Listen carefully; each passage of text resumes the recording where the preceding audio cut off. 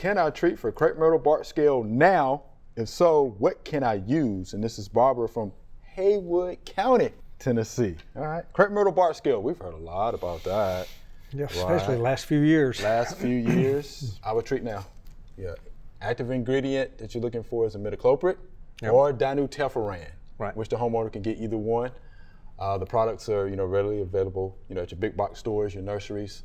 But those are the active ingredients I would look for. Read and follow the label on those. But now, when you say out, that's right. Now. Do it now. Now, I know depending on which product you get, the imidacloprid has a residual about 12, 13 months. The Dinotefuran is going to give you the bell-shaped curve first, And then it kind of dies off, out. Right? Yeah. So you have to apply that maybe a couple of times within the growing season.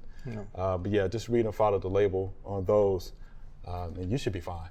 Now, is this drench the soil, or this is the systemic drench? So there's no need to spray the whole plant right now. Just drench the soil. Just use the drench. Right. The systemic drench. The roots, the roots will take them up, of course. Yeah. Depending on the size of your crepe myrtle, it may take it a week or so, to get to the upper canopy of the trees.